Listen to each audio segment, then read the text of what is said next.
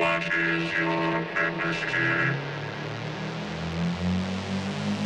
How many of you are there?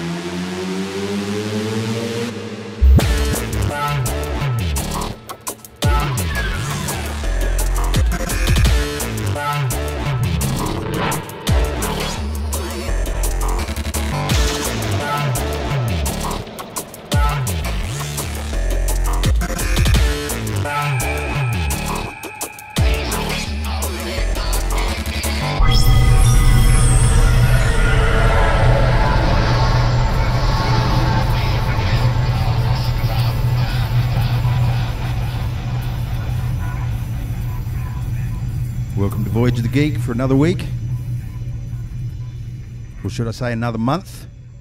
We've been on our winter hiatus, our winter break.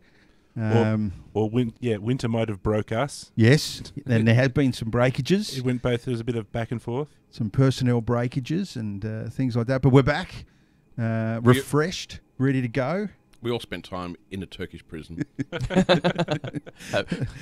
Have we a show for you now? Yes, yes. Some of us behind the bars, others moonlighting as prison guards and torturers.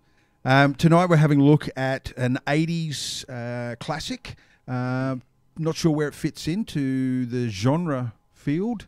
Would we call it sci-fi? I put it under the classification sci-fi. Well, we don't know whether it fi. didn't really exist behind the Iron Curtain at the time. Oh, we should discuss that. Could be That's interesting. sci-fact. We're having a look at the Clint Eastwood classic 1982 Firefox. And I have fond memories of this particular movie growing up for two reasons. One, it was one of my early sort of solo outings with the mates to the cinema. It was around that time. But also, it was a computer game. It was a laserdisc computer game, similar to Dragon's Lair and any of the other failed laserdisc games, where the technology was great in theory, but unfortunately the circuitry couldn't keep up. And it showed cutscenes from the movie, didn't it? It did as the background. Yeah. So there was a game sort of layered on top of shots from the film in the background, so clouds and chasms and things like that moving around. But on top of that was CG or computer real-time sort of game content.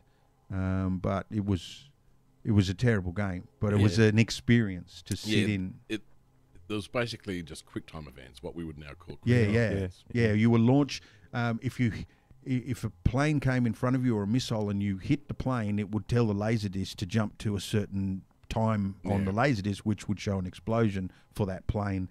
If you missed it, it would jump to another part in the laserdisc. Now, obviously, if you can imagine early primitive laser technology jumping around this disc, I remember that I played this thing for the first time, loved it, went back 2 weeks later, and it was broken.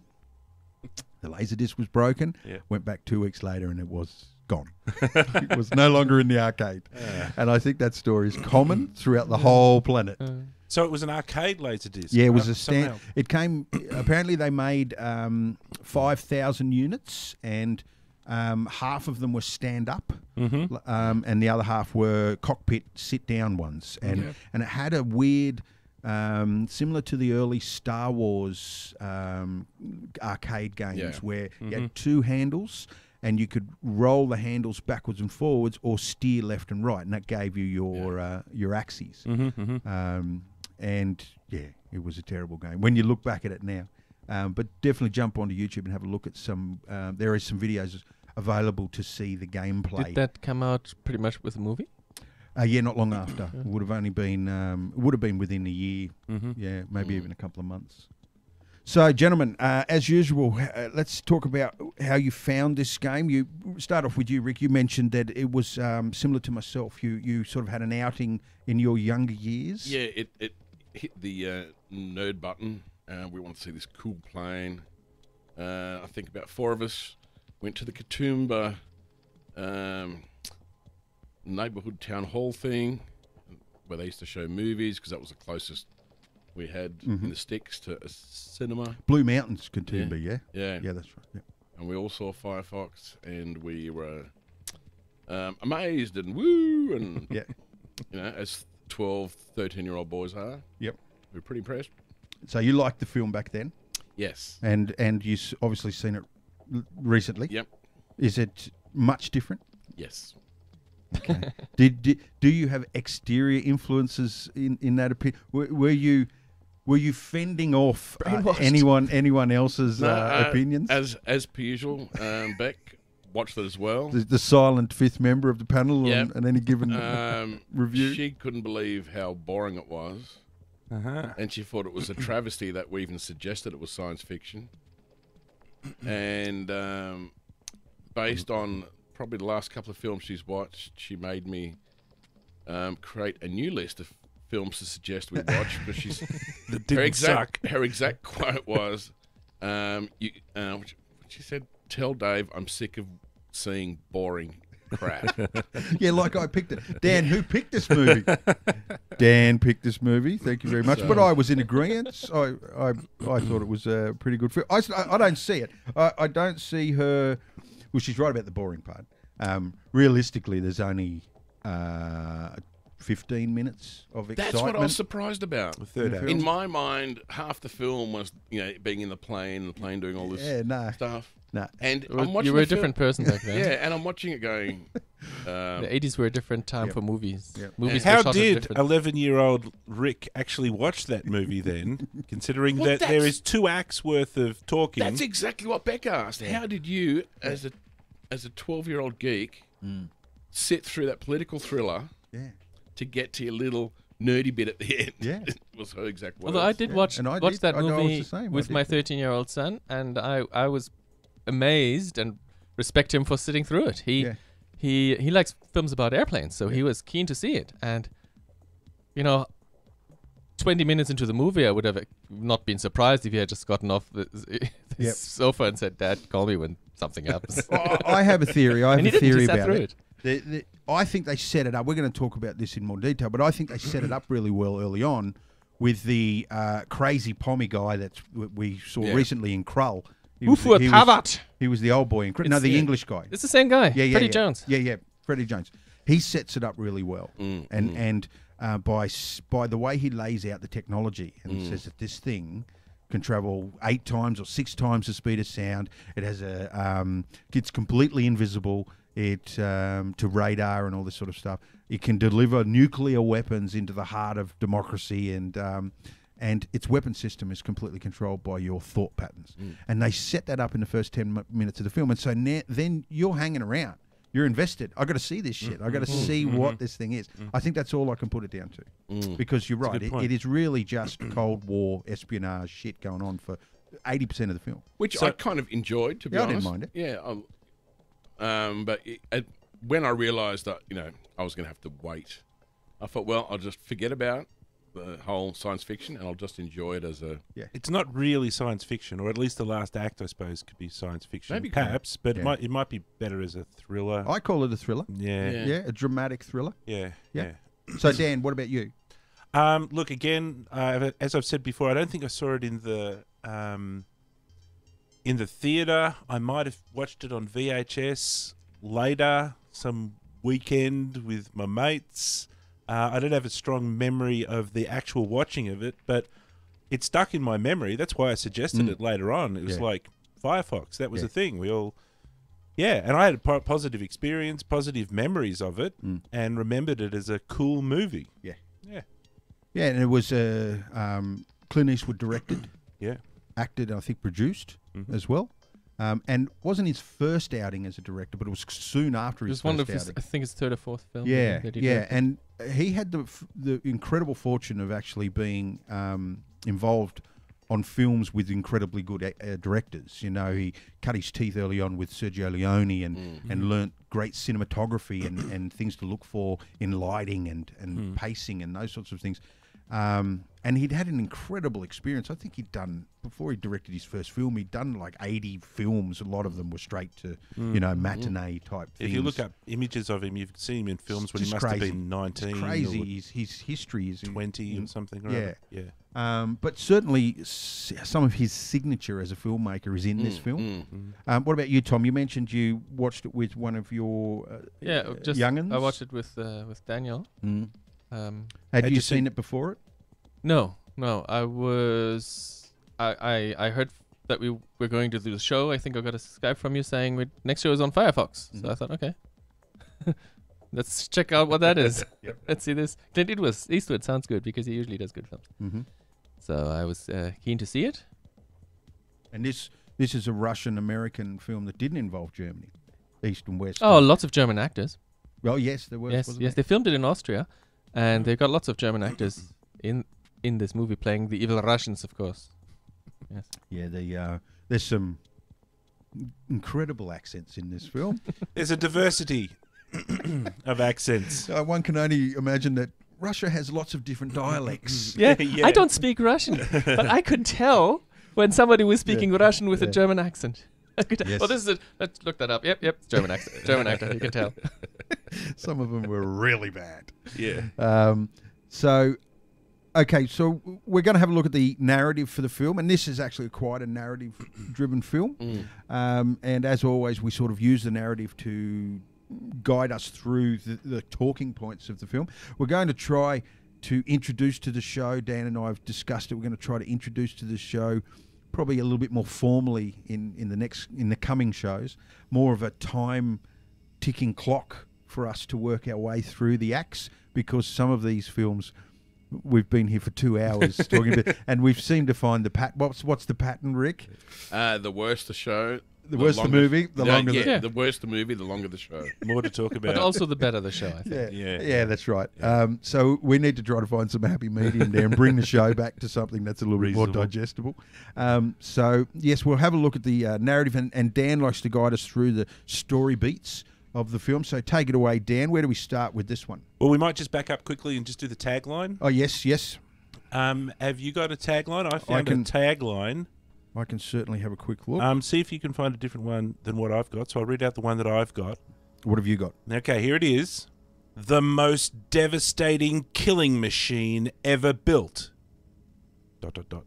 His job, steal it. That's all I've got as well. Yep. That's the German one as well. I just read the German post, and that's exactly the translation of what you just said. Is it? Yeah. So that's the only one available on IMDb too. So, and it's tight. It's to the point. Sums it up. Look, the poster has a black plane with this guy in the foreground with a black suit with the fireballs or something with a black helmet underneath. It's a high-tech plane, and this is the same time that Knight Rider was really becoming really big. That's the first season of Knight Rider, 1982. Yeah. So I wonder how much they played off the success of the TV show, saying, "Oh, kids these days, they love this high-tech, black, dangerous stuff." Maybe let's make an airplane well, movie. That's what 11-year-old Rick was probably right. getting into. It was right. We had a movie called Blue Thunder, which was a helicopter version of this film. Yeah. And then we had a spin-off of Blue Thunder in the TV world called Airwolf. That's right. Yes. And they even used... That was afterwards, though. I think they used some Airwolf tech in this film. They used either some remote control helicopters or something in this film. So, not much of a tagline, but sufficient. Because it's not an airplane movie as such. This is like a couple of years later we had Top Gun, which is an airplane movie. That's a good airplane movie. Yeah. Whereas this one, you spend 2/3 of the movie waiting before you see the main, the tight titular character. I think if this was made today, one of the major things that they would do would be to introduce dogfighting and air combat in the first part of the film. It's maybe to set his character up, because we just take their word for it that this guy is an ace pilot, even though he gets shot down. Even ace pilots get shot down. First 10 minutes of the film, he's shot down and captured in Vietnam. But he's not only an ace pilot; he's sort of the elite test pilot. Understands the technology. I think what you're hitting on there is the show don't tell. Yes, exactly. Yeah.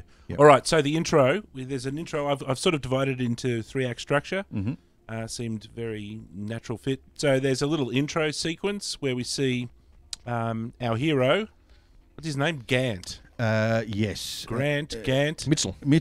He He actually changes his name about 64 times through the movie. Yeah, he does. So as anyway, he goes deeper behind the Iron Curtain. That's right. So Gant is out jogging. The Iron Curtain, by the way, to our younger listeners, was a time when Russia was not part of the planet. It was Soviet Union. Yes, The Soviet Union, a country you guys there have was never a Cold War might without. not have ever heard of. Yes. Yeah, Europe was divided in half. Youngins. There was the Western. The and then good there was guys the and there were Eastern the bloc. bad guys from our perspective. Yes, And who exactly. coined the term Iron Curtain?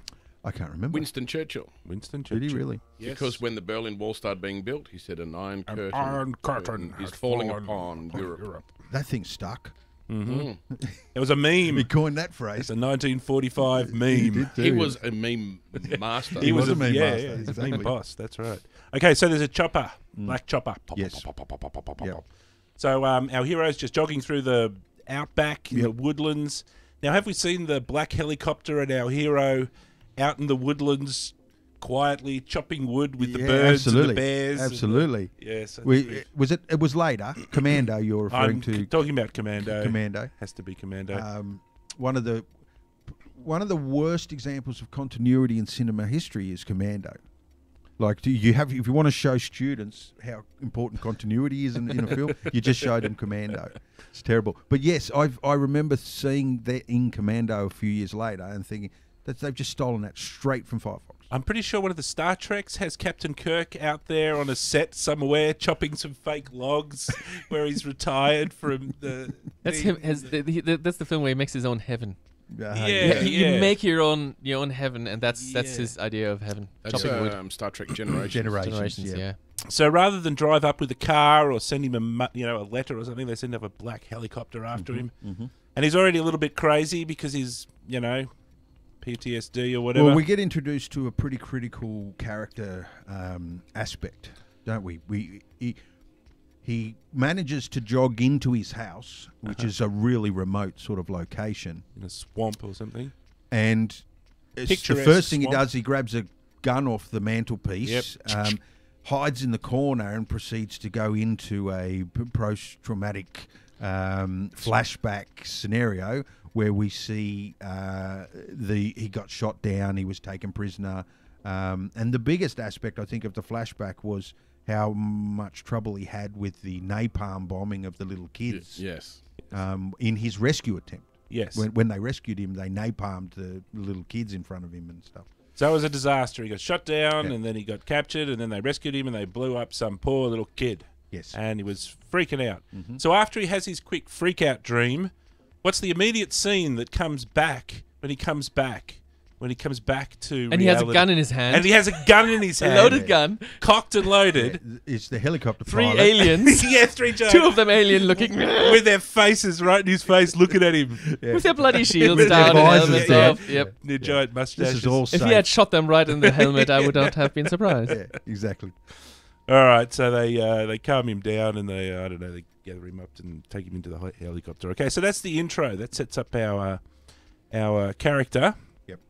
And then the next thing that we do is we go and check out the secret base. So there's a secret base and there's lots of admirals and generals and aircraft admirals and they're all sitting around a big table. They've got 101 maps. Yep. And there's some big super duper conference. The war room. The war room, exactly. And there's some frizzy-haired Pom who's like Yes. M or something or other out of James Bond. Yep. And they've got some... With the patience of a half-sucked Seos, like taking no shit from anybody in the room.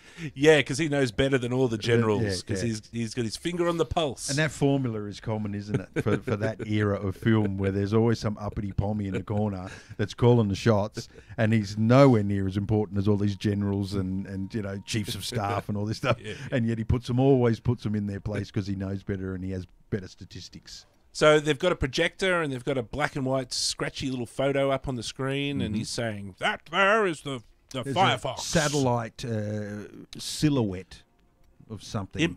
I don't know if it's actually satellite. It might have been It could have been air because reconnaissance. they might not have had satellite photography. I don't know. They might have even said it was an air reconnaissance picture. But they go straight for the jugular, like you said, and they say, that's the Firefox, Yep. you know? And then they go and list all of its stats. You go Mark 5, and it has thought-controlled weapons. What's Mark 5, Tom? Fast. No, like speed of sound is what? 300 meters per second. 1,000 km Speed of sound is Mark 1. So if According I to don't know, science. if It's about is 1200. it linear? So then it'd be linear. 1500 Yeah. Is it 1,500? meters per so 1.5 kilometers a second. So we're talking 6,000-ish If that is Ks an hour. This Yes, thing then, can go. All right, so I did a little bit of research.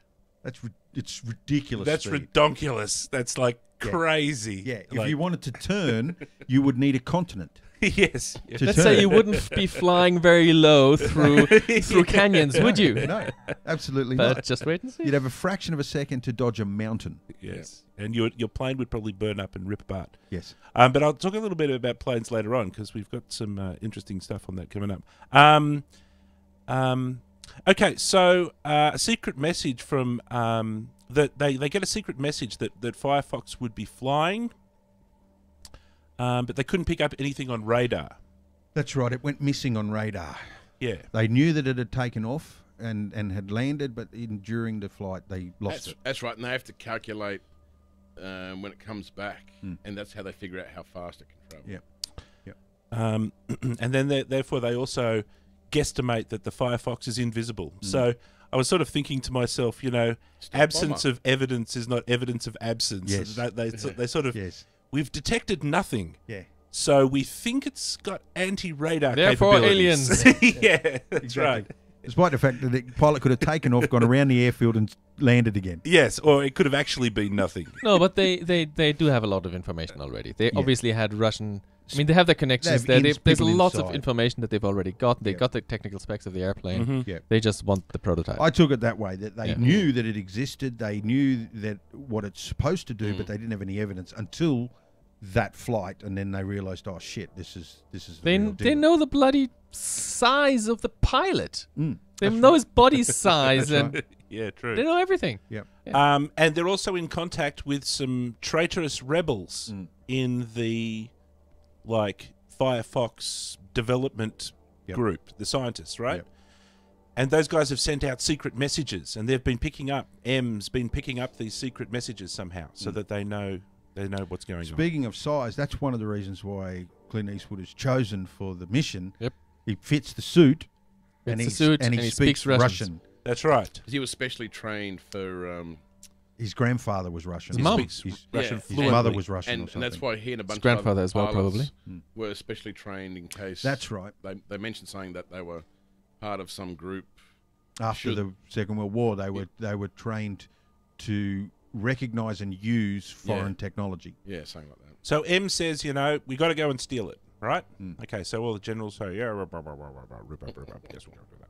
All right, so the next story beat is we're going to have to convince old Mitch Gant to come out of his, his happy little swamp where he's been shooting squirrels and, other forms of wildlife happily for the last few years. And having flashbacks. Having in peace. flashbacks, yes, seeing squirrels and getting terrified. So this next bit is the seduction. You have to seduce the hero into action. Now, a typical hero will have to refuse to, So does Grant do the refusal? I think he does. Yeah, it's a bit of a lame refusal. Well, he's a It's soldier. like, He's trained to do as he's told. I got the sense that he inferred that he didn't want to do it, but knew full well he didn't have a choice. Because you're in the military for that amount it's of time. military for you, yeah. If you get called upon, you really, because they can make life really hard for you. So I felt that was a bit of a weak story beat. I got reluctance, but not complete refusal. Yeah. Yes, I got reluctance but not refusal. Very good, exactly. And I would have strengthened that if I was doing Firefox 2.0, and I would have said, fuck off, I'm going to shoot you if you ask me that again. Yeah, and they could have played into it, the psychological stuff. I never really got the sense that anyone else knew that he was having this issue. Did you? Was there part of the movie where that Were other people... is known? No, they did mention that it was a thing. Okay, cool. When they were discussing with M. Yep. And what they said was, because one of the generals says, isn't he a crazy person? Some sort of lily-livered, knee-knocking coward? And they said, no, it's a stress thingo. It happens to normal people. But, he doesn't freak out in combat. He's cool in combat. Right, yes, it's just when he goes to a shopping centre that he goes bananas. Or goes When he for sees his little jog. girls. yes. When he sees little girls on fire, he goes berserk. All right, so how do they convince him? I can't remember. Exactly. There's so A much I little can't bit lame. remember. No, If I it was remember- like, another movie, it would be like, you have to go and, you have to come back and go and take on the Colombian drug lords. And the hero would say, no, never. And then, then they'd say, Commando, but they have your daughter. Yeah. In which case he has to go. Yep. In this one, they're going to confiscate his house. That's right. So, Because he's Well, living on government I thought they're land. offering that he can buy the land. no, Isn't that why he's living on government land? They're saying, hey, by the way, this land could become available for purchase in the future, oh, was it? Yeah, I got Well, that. he did say, Yeah. that's kind of what he said. Yeah. I actually took it to be, it could become available for purchase in the future, meaning we're going to sell it to somebody else other than you. Ah, no, I thought they were offering that he could then own the land. But that was the carrot. Yeah. Oh, that's anyway, interesting. Either way, they. Because you interpreted it as a carrot, I interpreted it as a stick. And I can't even remember. Yeah, so it was a very strong story beat. Okay, so the next story beat is, we've got to train him up, so we're going to need a montage. Yeah. It's not very much of a montage, but No. we've got to get him trained in the next 2 minutes of the movie. Yeah. Because everything has to happen quite quickly. What's the ticking clock here? Am I right in thinking it's the visit by the First secretary. The secretary, the Russian first in secretary. That time was Brezhnev, I think. Yeah, it has to happen on that visit, or no? Yeah, or before that. The, visit the or fly, something the like that. plane will fly during that visit. that's I don't know why that means they have to steal it beforehand. Mm. Why can't they steal it afterwards? Don't know. But, Yeah. Well, yeah, that was kind of the plan. Mm. So, Oh Mitch, no, I think the future of the program relied on a successful test flight on that visit, and so the plan was to not let that happen, because of the cost or whatever. There was basically we can If get an rid of the American program. steals the plane and manages to vamoose off with that without them being able to catch them, isn't that a successful test flight? Well, you think so? But the Russians go, yeah, we have all the plans. We'll just build 20 more of those. Yeah. Went really well. Yeah. Look for it on the radar, comrade. Can't see it. Oh, great. Our radar system's working. Test successful. That's the first poor Russian accent for the evening. There will and be much it will more. not be the last. In Russia, we test you. In Russia, accent test you. Okay, so now here's the plan. Okay. I kind of wrote it down, and it's a little bit hard to follow. Mitch is going to impersonate some drug dealer who is selling drugs to Russian kids for some reason. That's right. This will be his cover or something. Posing as a Miami businessman, but secretly he's been selling drugs. The real guy. Now, has the CIA or FBI been paying the drug dealer to go to Russia to sell He's the drugs? actually, and something they actually used to do is they create a character, a person, and make sure they have something, like this guy, drug dealer, which means he couldn't have anything to do with the government if he's selling drugs. Yeah. Oh, okay. And they basically lull their opponents into a false sense of security by making this schmuck go backwards and forwards. And there's actually a name for it. And then what they do is it sheep dipping? it's something to do with Well, I'm going to name it. And- It's and called as- schmuck schwapping. They're going to But swap the schmuck. I'm familiar with what you're talking about. And then what they do, and they establish that because that's a route into somewhere. Yeah. And then they just replace that asset with whoever they want, without raising suspicion, because they're used to that person going backwards and forwards. Yeah. They have to be really lucky if they find somebody who actually looks alike, though. But apparently they used to do that a lot. And they often used to take their wives or their girlfriends or whatever. And that was a way Russians and Americans, and who knows, it's probably still done now, a way of not raising. And they would just sometimes even create these things in case they might need it in the future. Yeah. Right. So that's basic. That's a very good description of what I think they're trying to do. Yeah. Okay. So then he has to go in, he has to fly in, pretend to be this drug dealer dude, and then he has to go and meet up with some other people when he gets into Russia. Yes. All right, at a bridge at 10:30 or something. And he has like to do that. exactly what they And have to say. do everything. Yes, and he says, "Can you tell me more of the plan?" No, we can't because You'll find out when you get there. yes, we're going to keep the rest of it a surprise. Because even we don't know. And They all- why? they and all- why? no, Oh, no. sorry. They also tell him that he has to radio when he comes back, that he has to record. There's a black box thing. And he has to yes. sit in the airplane and record, talk to the plane and record it in case he That's right. doesn't like it. Yes, So this apparently is he can't call them on the phone. yes. So this is important. And why do they have that in the story? So that we get enough exposition later on. So we can have auto exposition. Yes. Auto narration. So I'll just highlight that again, that they say that the black box That's right. is in the Russian plane, and if he happens to crash and die, it would be really cool if he gave a long expository dialogue of everything that he was doing on the black box, and I hope we can find it later and we can listen to it and check out what he was up to. See, that's a narrative version of that drug dealer. They've set up something so we don't even notice. Yeah. Yes, Yeah. yes. Because you imagine the last 10, 15 minutes of the film without that. It would be... Yes, yeah. And him looking over his shoulder and pushing the red button really quickly.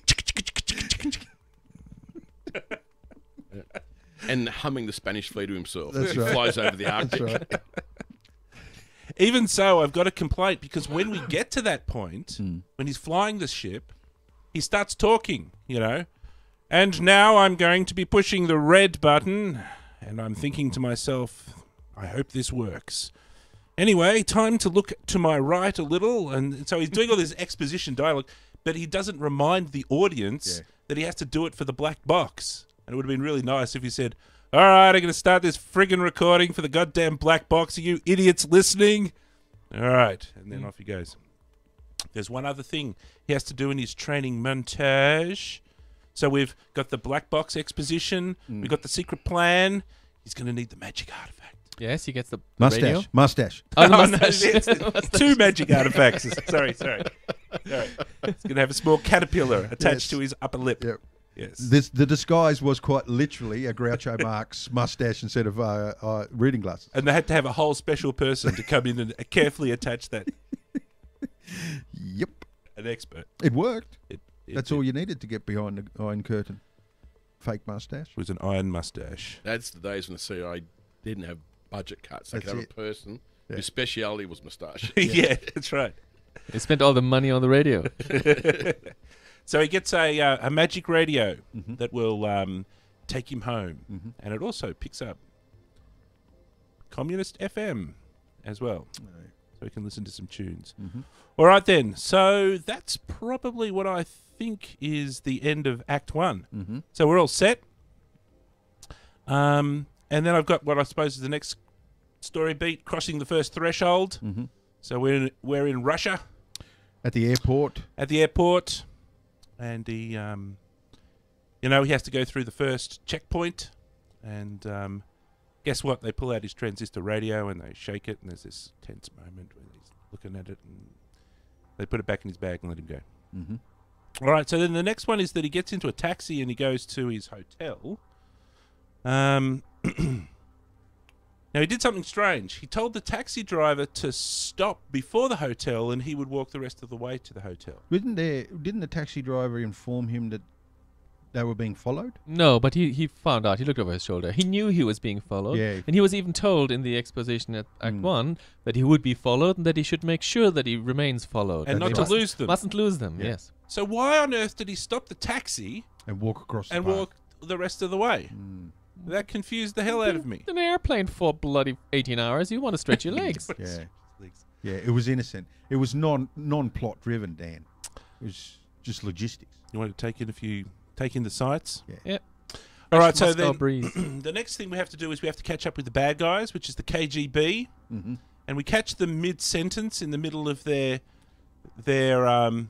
planning operation, their planning meeting. Isn't the KGB cars? They're I think I read somewhere that, and they used them in this film.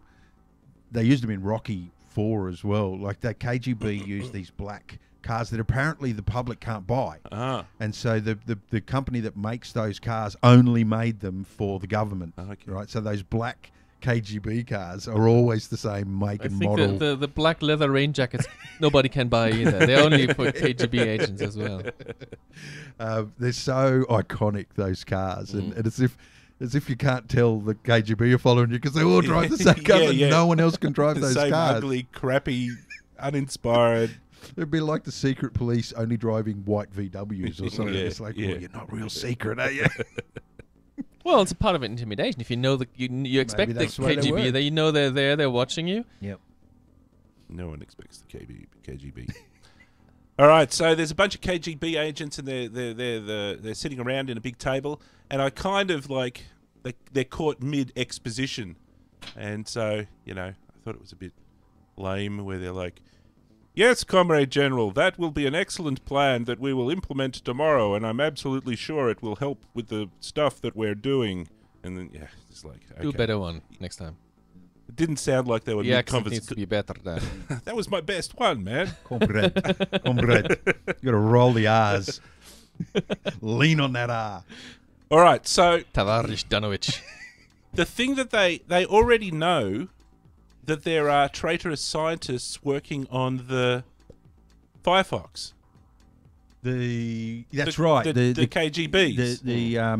And the KGB, it's interchangeable, isn't it? Like it's high-ranking army officials 1 minute, and then like you. I don't know. I I always don't know got- who they are. I just called them But the I KGB. always Yeah, no, it's no, the I government. think it was the KGB working for the high-ranking army officials. Yeah.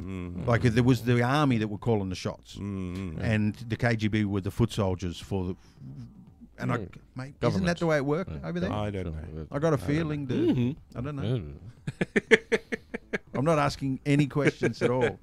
Did you watch the film, Dave? I'm not making any insinuations. Someone might be listening, Uncle Putin. Okay, so they're going to arrest those scientists, That's right. The plan is in. and they kind of know that there's going to be some sort of sabotage plan going on. That's right. They're expecting sabotage. Well, the Americans got all that info. There was leakage. Mm. They knew there was leakage of Yep. information to the Americans. So again, I'm just thinking about motivations. That the KGB they're planning to do anything about this, or are they? I don't know what was going Well, on. I think Well, they do. They Well, do implement. They try to shut down. He misses. Do they know? They who miss the, him by this much because they grab the guy at the farm the very Yeah. first when he leaves the hotel. We're jumping ahead, but Okay. they actually move in and grab the guy from the farm, and then he spills the yeah, beans. and they suspect the scientists are hostile because Yeah. it's part of the Jewish pogrom. yeah. So they know that the scientists are going to be hostile. So what I'm starting to realise here when watching the movie is that this plot is actually quite complicated. Oh, yeah. It's like it's cool that they don't really have a B story. There's no B story in there. There's no separate secret mission. There's no, Secondary arc. Han Solo isn't on the forests of Endor trying to do Yeah. something else. It's There all, really is only one story arc. Yeah. Yeah. but it's rather complicated and there's lots of steps involved. and It's quite a to me it's more political thriller. Yeah, Yeah, that's yeah. exactly the way I would sum it up. with a sprinkling of sci tech. And these days you could actually call it a historical fiction. Yes. It calls itself a thriller. Yeah. A spy thriller. Yeah, I think so. Yeah, that's a good name for it. Yep. All right, so we go into the next story beat, which is the secret mission at the bridge. The meeting at the bridge. Why right. always bridges in the Cold War? What the hell was it with bridges in the Cold War? Yeah. Yes, it is always bridges, isn't it? It's Yeah. symbolic for the separation. Of Yeah. Oh, the the two banks. Yes, Uh-huh. I like it. I like it. Yeah.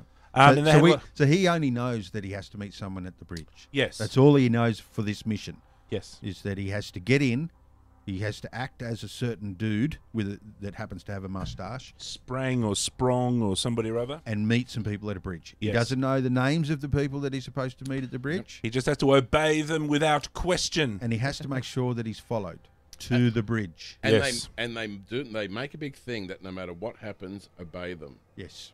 Even if somebody starts killing people, just Go with it. that happens. Yeah. Just go with it, all right? Yeah. All right, so there's lots of film noir painted all over it. We got lots of dark spaces and bright lights and archways and heavy shadows. And Footsteps. slate cobblestones. floors with and not just clumpy any footsteps. cobblestones.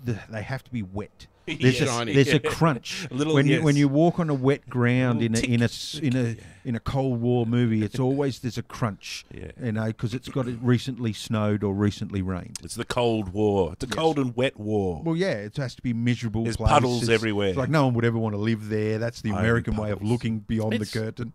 It's like cyberpunk films. It has to be raining and neon. Yes. Yep. Yes. All right, so the KGB's following him. And then I've got the next story beat where he meets the goons. That's right.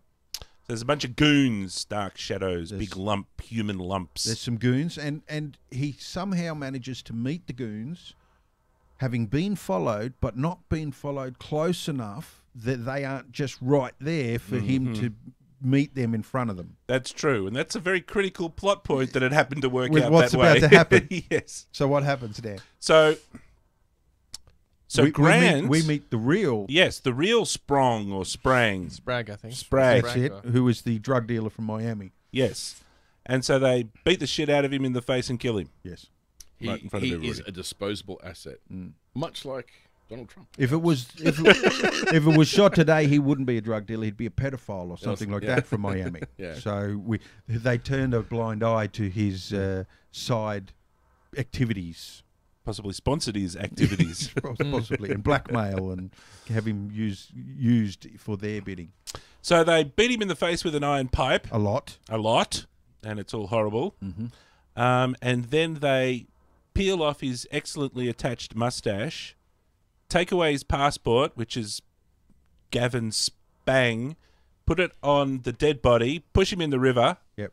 And run away quickly. And run away and run away into the night giggling. And what's Clint Eastwood's attitude towards Well, he's not happy about it. No, he's not a happy man. The fact that it happened is against his better judgment and believes that there could have been another way. Yeah. But what do He you do? might have a point. Given the shock he's just gone through. I was shocked. I wasn't prepared And the for fact that. that nobody tells him what the plans are. Yeah. Someone could have told me. I probably would have been all right with Yeah, it. just a few minutes to prepare would have been helpful. But they also give him another secret name at the same time. You're now Gavin Smith. That's right. Or whatever the secret name is. Yeah, I can't remember. He's a... Michael something, isn't it? Is he an American? No, he's some Russian dude now. I thought he was a tourist. Oh, I thought he used was to. No, supposed he's to be a tourist. He's a tourist. Yep. Oh, maybe They gave him he's a a tourist. camera. Yeah, that's right. He literally goes through about 5 identities or something. Rather in a very short period of time. Yeah. Yep. So they run away quickly. And they go straight to the train station. Yes. Which is nearby, we think. Can I ask a question at this stage? One of the thugs, he's an English actor, I think, and his name's Oliver someone. It's been bugging the hell out of me. The guy with the mustache. Yeah. Who's he? What, the hero rebel thug who's his mate? Yeah, he's been in heaps of stuff, and I can't remember anything. I forgot to look it up before the show, and it's... Do you remember what he was called in the movie? No, I couldn't remember any of their names. Yeah, he is least of all. Yeah. Yep. Not sure. For those not watching this on video... You think everyone is now is it Googling Oliver? Is it Oliver Cotton? That's it, Oliver Cotton. Yeah, he played Dimitri That's him, Oliver Cotton. Thank you. Priabin. Ah, Priabin. that scratched that itch. That's been bugging me. And he wasn't a Jewish guy, but he was married to a Jewish woman, and that's because later on Eastwood brings it up. Yeah, why is he I involved? think what's the quote? Eastwood says a quote or something is don't you Jews get sick of Hassling City Hall. Yeah. Yeah. Yeah, it's a famous sort of Yeah. quote for the time because it's Fighting City Hall. It's fighting City Yeah, Hall. It's yeah, an yeah. understated way of saying, well, don't you get sick of being always the whipping boy, the ones that are being rebels. persecuted in every fucking society, you know? And he explains, I'm not Jewish, but my wife is. You know?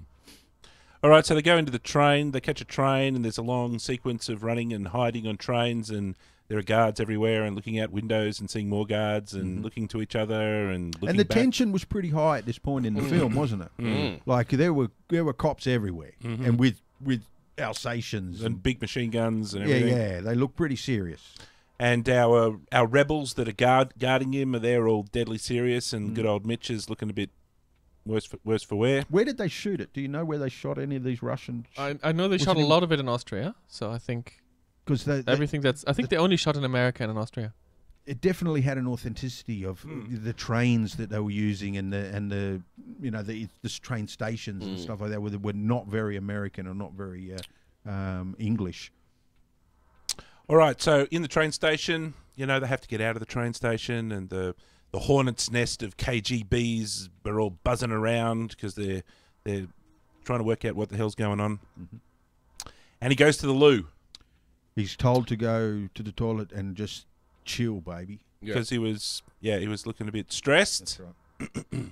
And he proceeds to have a freak out in the toilet. Well, he gets stopped first and questioned, and the KGB guy wants to look at his passport and everything, and he's freaking out. Questions him about the hotel. Yeah, and he manages to go to get past that, and that's when he gets told, "Look, you need to go and chill. We won't leave this station until you've been checked at least another 2 times."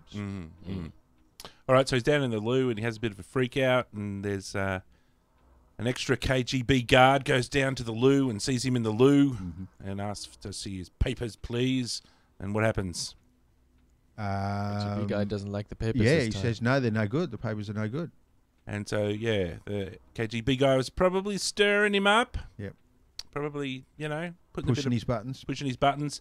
Shouldn't have done that. And, yes. Don't push Dirty Harry's buttons. Yeah. Particularly when he's having a freak out in the toilet. Yeah. Yes, because it results in bad things happening. Yep. And so, he kills him. Yep. He goes bananas. Hang on, who kills whom? He kills him. He kills him. Aha.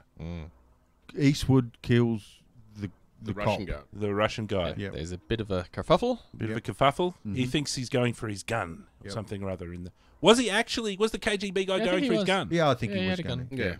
Yeah. I don't think it was... I got a half impression that it was a mistake, I and that he think was he just was. getting out his handkerchief from Yeah. his Yeah. pocket or something. We'll or never other. know that, Dan. No, I think we'll never know because that. it was the left pocket, and later on when he's dead, I thought he does during the fight go for it. Actually goes for his right. gun because it's on the ground later on, Yeah. but it's on his right side, Yeah. on his right hand. So I think he wasn't initially. Yeah. Going for the My gun. gut feeling is he got it right. Like, I think he probably needed to take him out. Okay. Yeah. Well, he certainly did. He got in trouble for it later on by his Russian comrades, By Oliver. who knew better and said that, no, that's the trick they play by telling you that the paperwork is no good. So they give him. I think they give him immediately another identity. Right then and there. Do they? Well, maybe they don't. I don't know. There's so many identities going on. We all rely on you taking notes, Dan. I know I've got notes, but it's complicated, man. Yeah. Did you watch the film, Dan? Yeah. Because if not, we're fucked. I have to call Daniel at home. is Ask him Schmozzle. if he remembers. And Yeah, we'll have can to you talk to your remember? missus. About 25 minutes in the Yeah, film. I know what Beck's response will be. Yeah. 2 words. Get back on the phone. We needed to guide us through the schmozzle. All right, so they eventually get out of there. They go through the last checkpoint, and they jump in a truck and they go to the rebel guy's secret headquarters. Yep. And they're hanging around there, and the KGB agents turn up. Now this is where the plot thickens. Yeah. If it's not thick enough, it's Yeah. already super thick. Yep. But the KGB agents turn up, and they're not trying to find Mitchell Grant. they're here No, for they're trying to capture the other guy. They're- Dimitri. yeah, Dimitri, that's Dimitri. his name. That's Yeah. right. They're trying Yeah. to capture Dimitri. So, Yep. so I think that's when they might give him another identity. Yes. That's right. They give him another identity. So now he's called somebody he goes else. out on deliveries. He's like the offsider in the delivery van identity. So they jump into Dimitri's van. Well, he takes Dimitri's identity because No, Dimitri gets told No, to not stay you, at no. home. Don't confuse No, us anymore. no, Dimitri no, drives no, the no, van. no, He no. takes another guy's another identity. random guy who And has to that stay at guy home. gets told to stay at home, and That's later the on guy. he gets they captured. gets a knock on the door. Yeah, that's right. That's Yeah. right. So they Spills his beans. yeah, they blast off into with the little van, and then the Russian guys follow that van. So I'm calculating the back of my mind that they must be driving towards the secret Yeah. fly base, They right? are. Yes. Yeah. And so the Russians are following people that are just getting closer and closer to this base. Yeah. Everybody follows everyone in this film. Is what they do. All roads lead to Russian base. So they're Is it driving. Bulyursk? Is that the Yeah, name of the place? Bulysk, whatever it Bulysk. is. What did you call me? So they're in the truck. They drive and And they're being followed the whole time. they're being followed the whole time. And now they have to make another switcheroo because he has to get into the base. That's right. So we're almost there, and they have to slow the truck down just slightly. To In a rolling curve? It's In a rolling curve. speed. In a curve when they're not being seen. Yeah. Yes, just And To tuck and roll speed. Yeah. tuck and roll exactly. And he has to jump out of the car. That's right. Whilst and then Dimitri has that sort of brave moment where he says, "Jump out of car. Do not say goodbye. So, It would be just offensive." just fly the plane. Yes. Yes. What? Make me proud when I see Yes. plane flying. And I have to shoot myself in head. Now, there's two things that confuse me. One, you haven't gotten to that, not yet. Okay. But the other one is, this is the plan.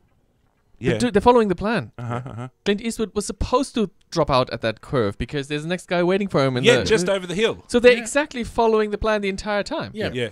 But it looks like they're being surprised by the KGB agents when they're in their hideout. True. And they go, "Oh my God, they're here! Quick, we must follow plan." Yeah. Yep. Well, I think the tuck and roll might have been ad-libbed, but the meet the guy by the side of the road thing might have been planned. Okay. Yeah, I don't think they were expecting So to the be. KGB They're so chased. used to being Yeah. followed and being chased that they just stubbornly do Yeah. exactly what they wanted to do anyway, regardless. That was part of the plan. That's right. That's right. Yeah. The No one said it KGB. was a good plan.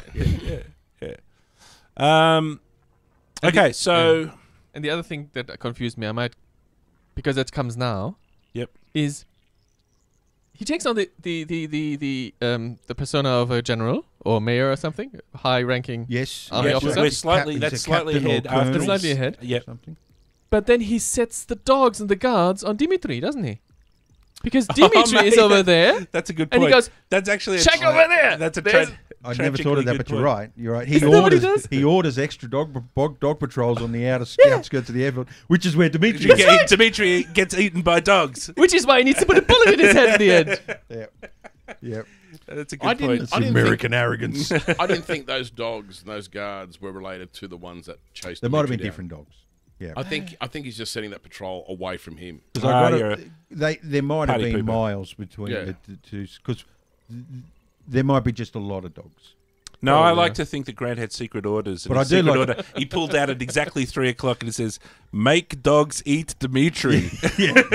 We can't trust Dimitri. Must wipe away all. I'm going with Evidence. Tom's. I like Tom's way of thinking of it.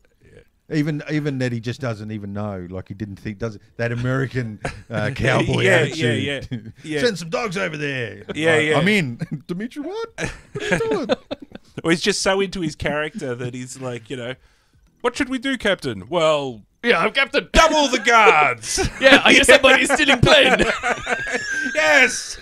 Anybody can break in here, you idiots. I like it. He looks just like me. Yeah, imagine. Well, anyway, So- I'm going. So now he gets picked up. He meets the guy that is fixing his car over the ridge. Yeah, one of the scientists. Right? Now, who's the scientist?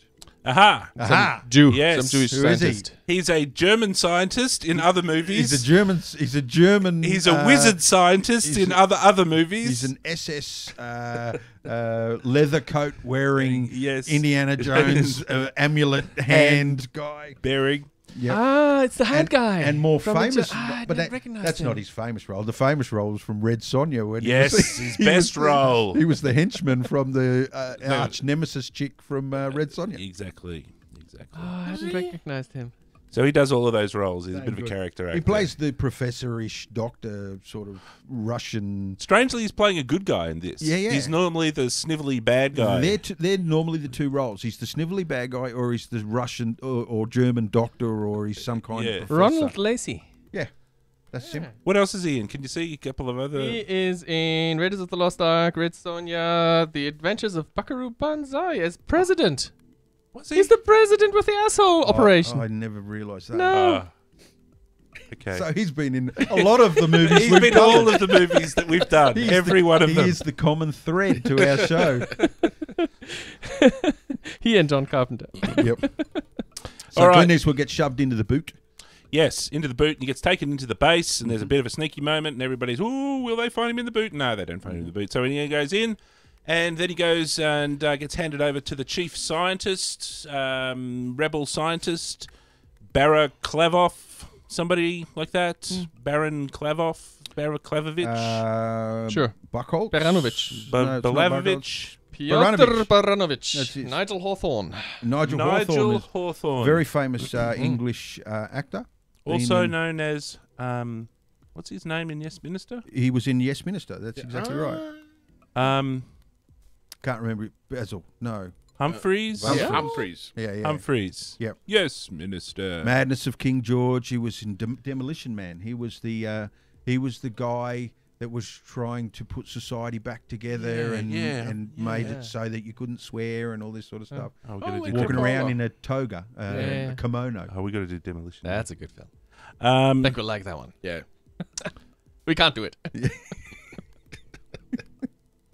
okay. Meanwhile, whilst he's doing that, Dimitri has his hero moment where he's going to get into a 36-kilometre-hour car battle, Yes. with their two Yes. extremely slow Russian It cars was bumping each other. Suspiciously devoid of speed, wasn't it? Yes, That whole sequence. yes. It was like it was taking part on a tennis court. It was all really slow, and then It's all leading up to the finale of the film to make the airplane chase that much faster. yeah, that's Yes. it. Let's slow everything Training else you. down. Yes, including the story. So he crashes the world's worst looking delivery van, and then it's a foot chase. Yes, he manages to shoot the other car right in the petrol tank Where they full explode. of the KGBs who As they run into a pile of logs with one wheel, and it flips the car into the air, does 2 spins and explodes. It's funny how in those films there's always something that ramps. Yes? Just one side of the car. Yes. Yeah. Okay, so Baron Yes Minister Balanovich explains the super plan. He has to walk across here and go over there, and he has to go in. It's a big expedition chunk, isn't it? That's coming now. Yeah. It's See, the because whole. they didn't have any wizard to do exposition. There's no exposition man like in Yeah. fantasy films. Yeah. Yes, he doesn't have he kind of doesn't have an offsider to So ask him questions. So the Gary, why are we yet getting into this van? So the plan is, and all this is about to happen in a few hours' time. So there's not a lot of lead up. It's almost happening immediately, and he's going to sneak into the base as an officer, which somehow they got a uniform for. Mm-hmm. He is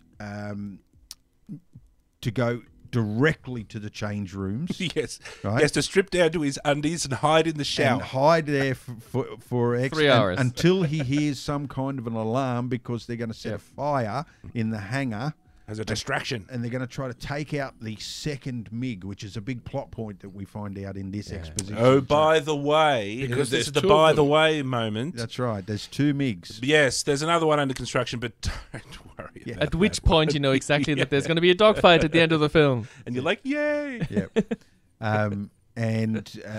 So we realise, I think, by a lot of cautious looks to one another, the wife, the Baranovich and his wife are both scientists on the team. Mm-hmm. Yeah.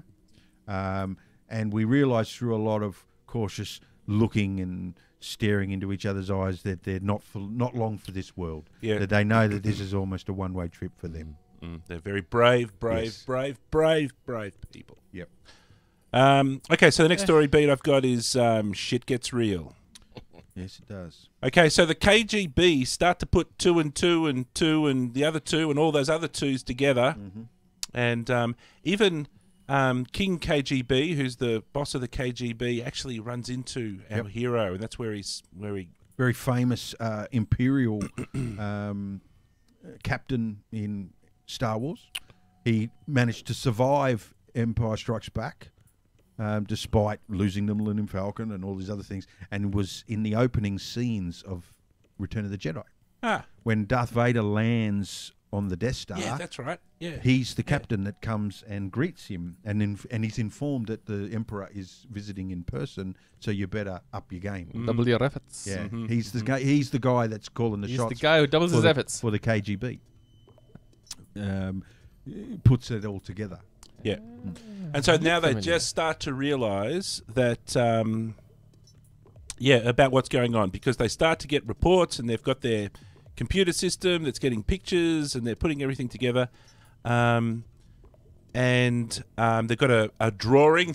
They managed to have a completely exact drawing of Clint Eastwood that one of the guards, who's a bit of a hobbyist at drawing, happened to knock up 15 minutes ago when they saw this guy walking around the base. That's Sorry right. to backtrack a little bit, but of course I had to just look up who Admiral Piet was. It's a guy called Kenneth Colley. That's it. He played in The Life of Brian. He played Jesus. I did too. He did too. He never saw Oh, no, Jesus. no, no, no, 3 no. pixels tall. I thought he was in The Life of Brian, but I didn't know he was Jesus. It's Jesus. I don't think we ever saw Jesus. Only at the far distance on the hill doing his sermon on the hill. I never knew that we preaching. got to see the He's race. very far Okay, away. You see okay. him only blurry. I thought he was a That's a Admiral Roman. Piet. I thought he I'm was going to a have to Roman. watch that again. Yeah. I want to see that. That's pretty cool. Yeah. All right. So, We were last with the sketch. Eh? In Russia draw you. That was the last thing that you yeah, were the talking sketch. The That's sketch. right. Okay, right. so that's when he realizes that something's going on, and we're going to have to start turning on alarm bells and things. But just as he's putting two and two together, the alarm bells go off without him ordering them to go off. Right? Mm. And I like the statement when he's like, this is one of the best lines in the movie, where Admiral Piet says, "Oh my God, you know, they've got the best American pilot who's possibly on our base." And when the other guy says, "Well, maybe he's here for reconnaissance, Admiral Piet," and he says, "Reconnaissance? No, he's here to steal the plane." And just as he works out that, then bing, bing, bing, bing, bing, bing, all the alarms go off, and you hear him say, "No!" W reference. Yes. Now you've jumped a little bit because the alarms go off because they have started a fire. Mm-hmm. But meanwhile, at exactly the same point in time, Clint's having a flashback in the shower block. Okay. Yep. Steam everywhere. Oh yes, lots we have of forgotten sweat, a bit, haven't we? Yeah. and he's having a Vietnam prisoner of war flashback. Yes, they've got nice red blinking lights in the shower. Yep. As you do. And he doesn't hear the alarm straight away. It takes a little bit of time for him to hear it. But then, miraculously, within mere seconds, he walks out into the hangar in his leather jumpsuit. But we have forgotten a bit. He takes out the other pilot. Yep. That's right. So the other pilot, who's supposed to fly the plane that our hero Grant's going to steal, walks in, and he's like going to get his light suit on and do whatever he has to do. And the theme that Clint Eastwood's character's moral fibre is his undoing. That's how he got the flashbacks in the first place. And now he should shoot that guy, but he doesn't. That's He right. says you haven't done anything. Yeah. Yes. He actually has to word the words. Yeah. Otherwise, you might not get You it. haven't done anything. I think it's Vostok. Vladivostok? Voskov. Vladivostok. Vladimir Vostok. Is that his name, Voskov? He's the pilot, Possibly. the blonde guy that... Yeah, it Yep. is. Yeah, it is. Voskov. His acting name is Kai Wolf. Kay, I know the name. Kay Wolf. I know the name. I must have seen him in James Bond movies or something else. He's been in X-Men and Bourne Supremacy. Been in a couple of things. He looks like a bit of a character actor. So he conks him over the head and ties him up in the corner. Instead and of says, killing him, he was told to Yes, kill He him. was told to kill him. Nightfire. 007. Yep. So he says, that'll end your trouble. You can just sleep there for the rest of the movie. And then, I don't know, what happens? We have the hangar, Well, he does as he's told. He walks directly to the plane. and there's fire going on in the hangar because the scientists have Yep. set fire to things. The and there's scientists have been rounded up alarms. to one side of the hangar with guards pointing guns at them. Yes. Meanwhile, Clint walks directly to the plane. He gets in the plane and he starts going through his pre-flight, switching all the knobs on. That's right. And the scientists then pull out guns and ineffectually That's right. get themselves killed Yep. because whatever. And old Baron von Bladovich just looks over his shoulder just before he dies, just to see the old Firefox exiting the hangar majestically. Or Clint walking to the Firefox Or one of the two. because Piet sees him. Yes, and that's when he says... Like he points and sees him. Yeah, and strangely he tells the guards not to shoot. Not to shoot at the Because they can close the doors, right? Oh, yes, because we can close these very slow doors. Don't worry, I've got a plan. Yeah. And you see the airplane goes, and the doors close, and the airplane gets closer, and the doors close, and the next shot is the airplane is outside. Yeah, about a kilometre away. Yes. And he's saying, shoot, you idiot, shoot! The only thing missing was them getting shut off by the doors and can't shoot anymore. Yeah, and all their gun Now barrels open them doors. getting squashed in the doors. So anyway, takes off just as the first secretary turns up in his How embarrassing. limo. Just as he turns up. Yep. And we enter Act 3. Did he look like Brezhnev at all? No, not at all. Because I can't remember what Brezhnev No. looked like. I think there was some trivia. It was either Brezhnev or Andropov at that time, and he looked like neither of them. And they never give him a name; they just call him first secretary. So he's That's just right. he's a token. Yeah, he Random didn't want to- first secretary. Yeah. I think I There's saw- more firsts. saw Probably. somewhere they modelled him. They either modelled him to look like the first secretary at the time, only that person left that position, and the person that came in looked nothing. They like don't him or leave the something. position; they leave the position feet forward. The position leaves nobody them. leaves the position. Yep. All right, and around about here is actually where I was a little bit disappointed with the stupid hero music. So we have, okay, he's flying out and he takes off, and there's clouds and there's a bit of sun, and we have this kind of brass major key hero. A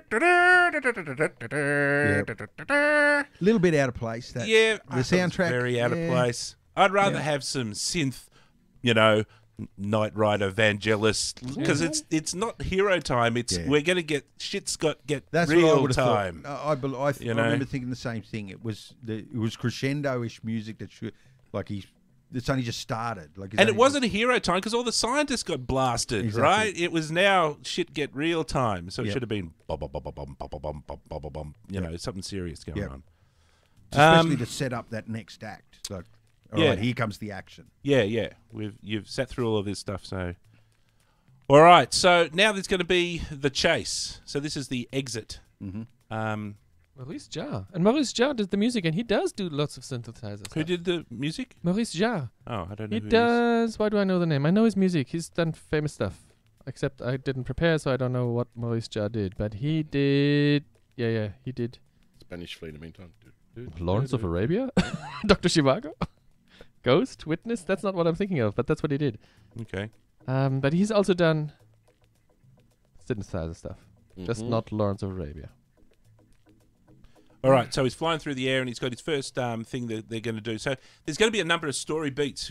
Well, through he this. has to turn on his special narrative device. No, but this is the problem where he never says anything. He never addresses it. He just starts talking to himself. Yeah, and he could have even. He turns it done a- on. He could have even. We see done him a switch thing it on. where he says, this is major, blah blah.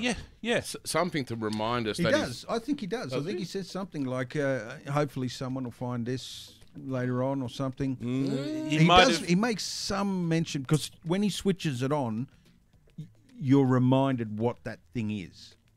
Really? Well, I wasn't Yeah. reminded what that thing was. I felt that you might be right. He might have said something, but I think we really had to highlight that just to hammer home. Unless I'm thinking of the tracking device. He- Because that's later later on he on, has that's to switch halfway his tracking. through. No, Yeah. I thought that he doesn't immediately start talking, I think, but it's a bit later when he starts getting when it's daylight. And I thought there was a shot of him turning on. He said something. Oh yeah, now we have to do the. I suppose I thought he said something like I that. better start talking. Yeah, I think Yeah. he makes some reference. He to might Make that. some have. sort of half-assed, All right, half-sentence. Dan I likes felt it. it wasn't clear enough though. Yeah. But anyway, Show, not tell, Dan. yeah.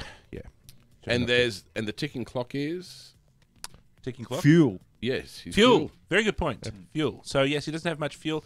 He's That's got to how refuel. good the intelligence is. They know exactly how much fuel is in the Yep. plane. Yep. Yes, that's They right. got that from a satellite, a silhouette on a tarmac from a Yeah, reconnaissance they plane. know exactly where the submarine has to surface. Yep.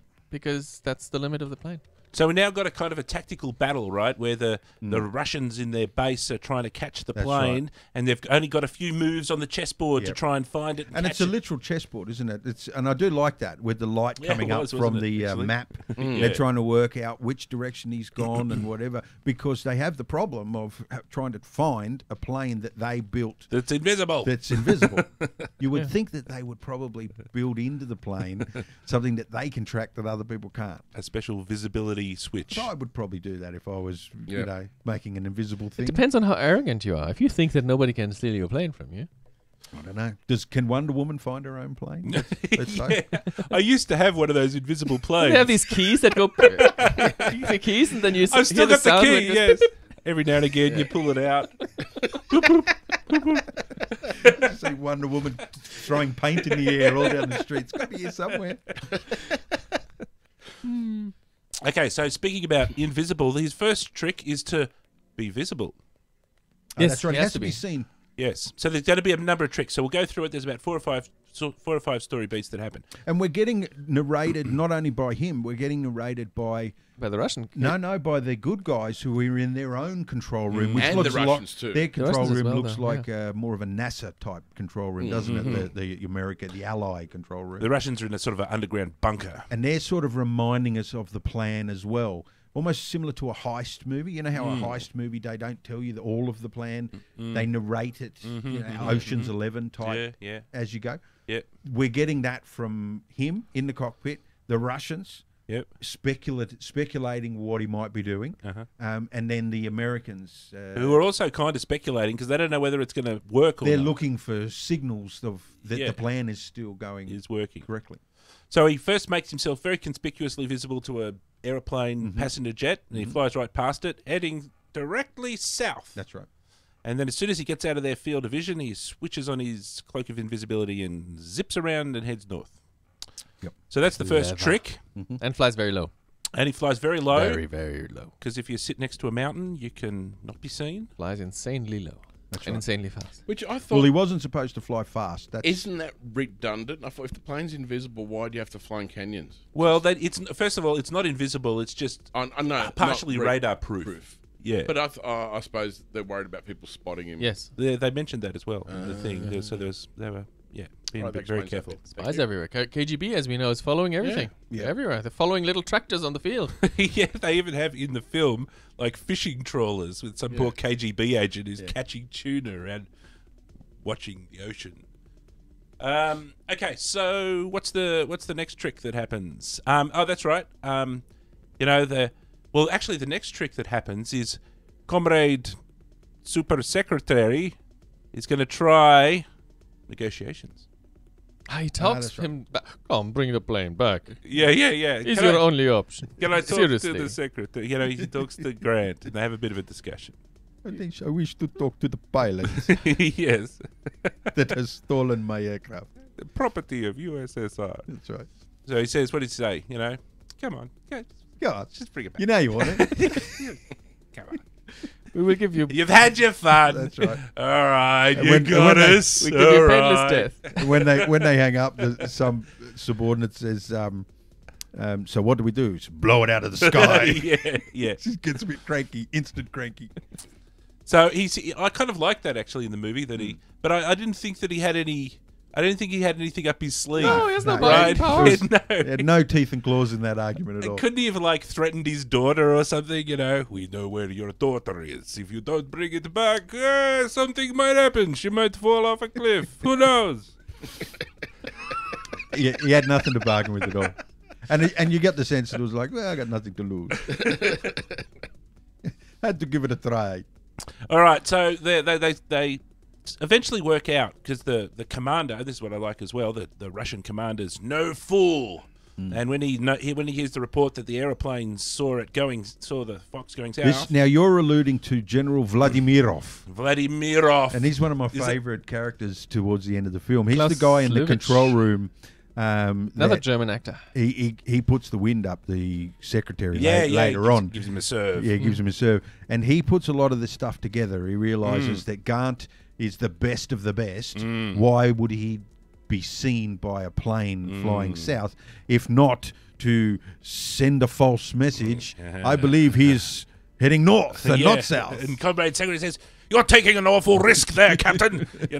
Yep. And he says, "Yeah, whatever, let's do it." So the secretary, he decides that it's a ruse, but the secretary refuses to take his advice and send the second MiG to the north, and says, no, the MiG must continue to the south. You can let somebody else check out if your theory is correct. Right, so here's Plan B. They're now down to Plan B. I think Plan A was the secretary. Plan B is that they're going to use their infrared radar detectors because they've got some hint of being able to detect the thing, and then they're going to switch all of their anti-plane missiles onto It's just infrared. heat. It's just heat detection. Yeah. Yes, they're going to detect the heat.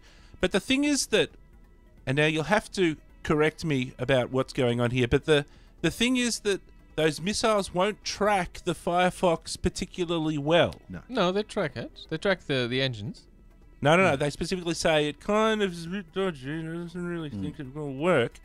And so they say, we might need a target for those missiles to lock onto. Do I have your permission, never got Comrade that. Secretary? I didn't quite understand I that never thing, but I understood. remember I them didn't. saying something about a They target. definitely yeah. said that. And so the Comrade Secretary says, do what you have to do, Captain. You know? And I don't understand. Are they saying you fly another plane behind it? And Yeah, that something like that was the plan. That's what I got from Something it. like that. So So unless I'm missing in it. the end, some poor bastard in a helicopter has to go up and So why am Well, why am I hovering here? So that's Yep. basically what happens. He flies up, and then they shoot some missiles, and Yep. and yeah, and that's when Mitch doing his expository. Oh, I can see another aeroplane, and there's rockets chasing me. I'll have to make that other aeroplane hotter than me, so that the rockets won't attack me and will turn around and attack it. Despite the fact that the plane can travel at 6,000 kilometres an hour, right? 6,000. There's nothing that the missiles can't fly that fast. The planes and helicopters can't fly. Yeah, I was wondering. Just about outrun that. everyone. Yes. Yeah, I was just thinking, just put on the gas. Like, At one point he does, he does it in a confined chasm of snow and whatever. I think that's how he gets spotted. Like, I'm pretty sure he was told not to do it because he could get picked up on heat radar or something. And that's how they finally found him, to tell the missile boat to be on the lookout because that was the last known trajectory. So that's Plan C. Yes. So that's Plan C. Is they happen to have a missile cruiser or a missile frigate that just happens to be in the right place, and he's heading north, and he's going to fly right over the top of it. Yeah, Well, they surely have lots of missile cruisers, and they just pick the one that's nearest. yeah, that's probably actually what happened. So he's out over the water, and we see the first shots of him flying at 20 feet. Yeah, at Mark Mach 7,000. 17. And ripping trees out of their foundations. like a 40-foot high dual waterfall, Yeah, vertical waterfall coming out of the ocean, Yeah. which I remember as a kid watching it. It was awesome. Yeah. It was really cool. We might need to stop off and just talk about the special effects for the plane, the special effects Yeah. for the Firefox. They were Yeah. pretty good. They developed a brand new blue screen technique. Yeah, for this film. reverse blue screen. Yeah, where they spray painted the plane with some sort of neon reflective stuff to shoot it on a black background, so to get the mattes working. Right, Yep. right. Which I don't understand. Doesn't that mean that they have to, because there's motion control, right? They have the actual plane that they film, and they have to repeat the exact move again, but a sprayed version? Doesn't that mean that they have to build a new model every time? Because you can't just keep spraying and painting and spraying and painting. When you want to do the one shot, you have to have both versions of the plane. I know that the mats weren't bad. Like, Yeah. No, they were good. For that time, they weren't too bad. But I also know that we didn't stick with that technique for very long. Or they must have two very highly identical planes and a way to exactly mount one exactly like the other. The reason was the reflective nature of, Yes. like, Clint Eastwood wanted a very reflective plane, a black reflective plane. You put that in a blue screen stage, and it's a blue reflective plane, and you can't matte the The fucking vast thing. majority of the budget went towards special effects. Well, It's a $21 million film, and I think $20 million went towards Doug special Trumbull effects. was supposed to do the film. He was supposed to be the lead visual effects guy for the John film. Dykstra. Well, Trumbull left the film. He walked off Oh. and went and did Blade Runner. Yeah, that's right. That's right. Which you can understand. That Yeah. might have been a better gig, right? And like overnight, the film got handed to a totally different studio. Yeah. I think next door to where the film was being done a week earlier or something. I'm confused. Explain to me this blue matting business. If you don't Well, mind. blue screen, normally we put a blue screen behind an actor or a feature, and in post we can isolate the blue and treat it as a mask. We use green screen more Yeah. nowadays, Yeah. mainly With because computers, we can do it, but in the olden days, you had to do it with exposure of so the the blue film. screen's just like a green screen. Yeah. Yeah, same thing. film color is made up of all the different colors. Three pigments: Yeah. red, green, blue. Yeah. Blue was the least amount of color likely to be found in actors. So they would use blue, and they would be able to isolate that blue channel and extrapolate a matte, and then Yep, they would yep. use that matte to cut everything else out. But in order to extrapolate the matte with the old techniques, you had to really overexpose, and you had to have really high contrast to get the plane essentially to be white. And so a lot of the blue screens in older films, you will see sort of a dark fringe around the models, because you can't get it. And it has to be pixel perfect, you know. And so you could only do that. There wasn't a lot of people that could do it motion well. control arms where you could robotically repeat the same move. So you have to have the plane fly and film the plane, and then you have to have another version of the plane which has the different paint on it fly exactly the same move. Now it's difficult enough to have the same model fly multiple times, but then switching different models in between, it's tricky. But I think they did it on Star Wars as well, because they had different versions of the Millennium Falcon. They had ones that had the lights on, and then they had ones that were proper painted ones. So they must have already been very good at being accurate. Star Wars was lucky. A lot of the ships are really light grey, and against the blue, you don't have to go too deep in the blue to actually get a fairly contrasting matte off it. The original colour for like TIE fighters and things was blue, and they had to change that. Oh, really? Yeah, the original. But you don't need to use concept. blue screen. You can use red screen or green screen as well. True. But I think they had to change it from blue for that reason. Yeah. Okay, so there's a missile frigate in his way. Yep. I don't know. He just kind of flies past really fast, and they fire rockets and it doesn't work. Yep. Okay. Doesn't he fly past it so fast that a helicopter that was about to take off crashed? Yeah, something like He that. shoots one down, and then the other one he just crashes by flying past it. Yeah. And so anyway, we're done with that. That wasn't very successful. Then he has to get his fuel.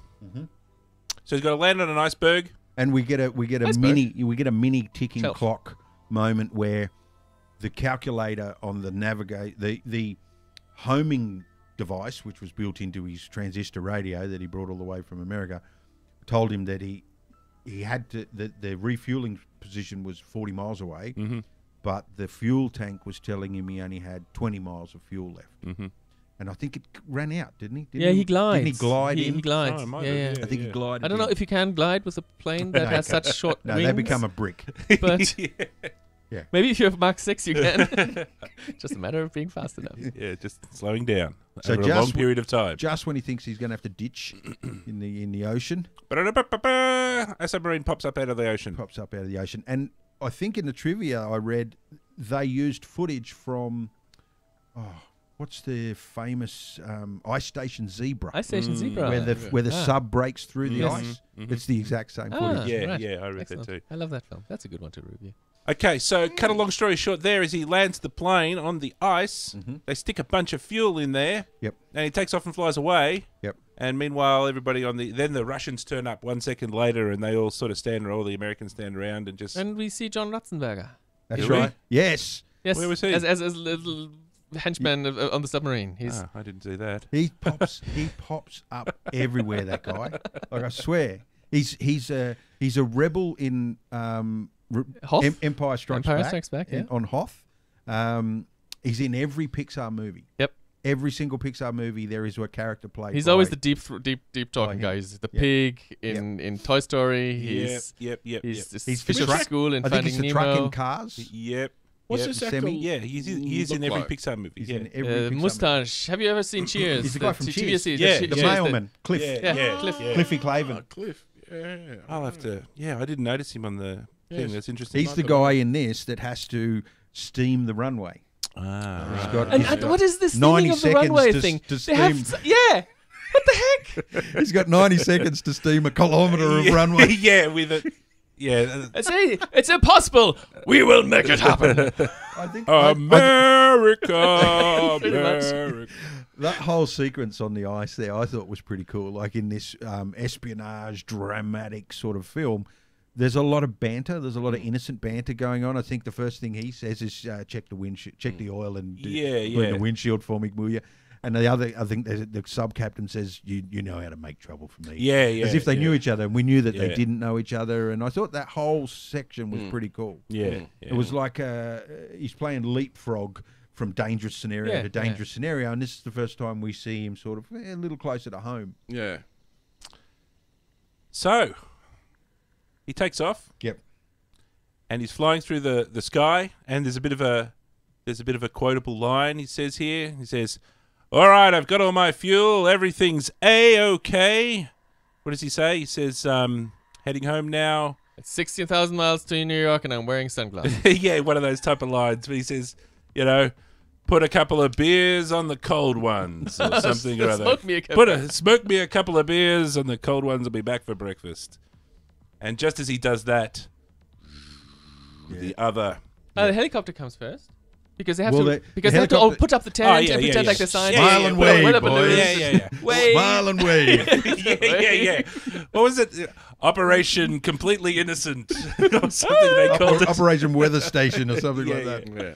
They've got weather balloons blowing in the breeze, but I love that whole smile and wave, boys. It reminded me of the penguins from Madagascar.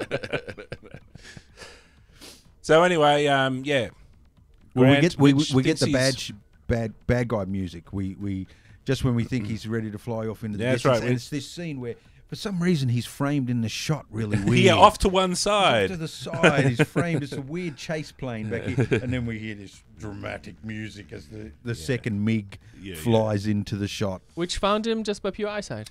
Yeah, Uh-huh. yeah. Just happened to see him, even though he wasn't doing Mark 6. He was still probably doing 1,000 k's an hour. Those pilots have good eyes. They have the best eyes in the business. Yep. So there's going to be a fight to the death. Yep. And here we have to have a few story beats. So the Rusky shoots a few rockets. Yep. Grant does a bit of dodging, Yep. Bit of flaring. bit of flaring. Mm-hmm. There's a bit of Dakar with some machine guns. Up until now, Grant has remembered the critical weapons system rule, which is Let me tell you from a not English speak from somebody who think speaks Russian. multiple languages. you must And think relatively- Russian. I mean, I speak English relatively effortless, but you don't think No, in any language. no. And the whole point of the airplane is to not start putting thoughts into phrases and words because you want to be fast. Why would they not just? So why make do you it- have to think of vocabulary? Why would it not just be voice control Or- instead of Yes. spending all that money on brain control? It makes no sense If you've got to for anyone. If you've got to say it anyway, you might as well just make it voice Or control. they could have eyebrow control where you just lift one eyebrow and a rocket goes off. Wink Russian. yeah, wink in Russian. You're just like, wink? And then... No, it was too English. It was too English. So anyway, there's dogfight going on, and they're flying, and they're dodging, and they're weaving, and there's missiles going off. Clint forgets. That's right, he forgets. He forgets to think in He Russian. says, He "Fire says, the damn "Fire the rockets." missile! Fire the damn missile!" He also forgets to. He has bloody rear shooting rockets, which he doesn't remember for the first 10 minutes of the dogfight. And then at the end, he goes, "Oh, yeah, I've got those." Oh, I've got a win button. Oh, yeah. Win. We also see that we get the dramatic flat spin, which is always in these fighter pilot type And movies. they stall. You've got to have the stall flat spin where he pulls out at the last He second. goes That's And- right. You've got to have the flat spin face. G-forces. And for some reason, he puts his landing gear down, and they don't explain why. That's right. To slow him down. Yeah, You do- I took that. That's what I thought it You was do that for as if, well. if you play enough flight simulators. You would know that. and Dan. And I have, thank you very much.